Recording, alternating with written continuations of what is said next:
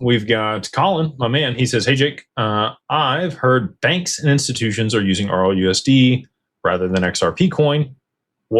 That's why the price won't be going up. Thoughts, please.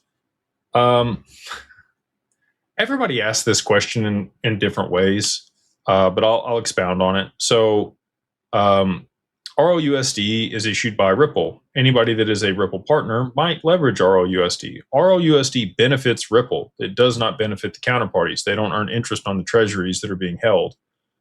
So in the future, they also created this with Rail. Anybody can spin up their own stablecoin, and they can help facilitate, them issuing that on a network to then be able to have intra-bank settlement for themselves.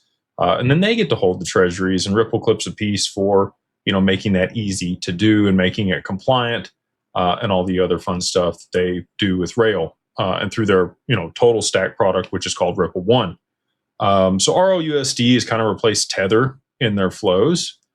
In the past, they used Tether for on-demand liquidity to be able to settle between counterparties if they were both willing to accept Tether in that transaction.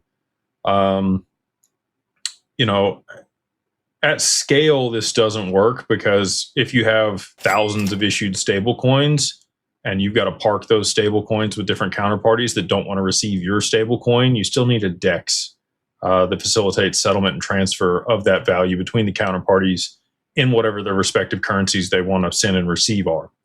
So until there's enough liquidity in XRP to route payments that way cheaper and faster and more stably than RLUSD, I think you're going to continue to see payment flows go through that token. And if people are okay with the counterparty risk of Ripple, then yeah, sure, they'll continue to leverage that. And the other counterparty that's receiving that payment also needs to be okay with the counterparty risk of Ripple, which they've been very transparent. I think that they've set the standard in the industry for how to operate with a stable coin. And there's a lot of trust that's been built there for RLUSD. But in the future, if it's faster and cheaper and more liquid to settle through XRP, and it's on the XRPL or even the EVM sidechain, they will route that liquidity and settlement through XRP versus RLUSD, or it might participate in a liquidity pool or an AMM.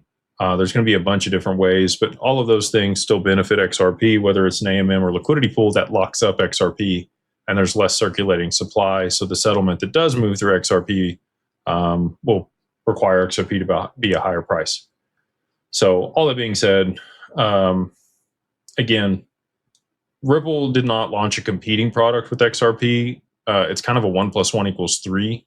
And most people really don't understand that. I put out a whole video on RLUSD versus XRP.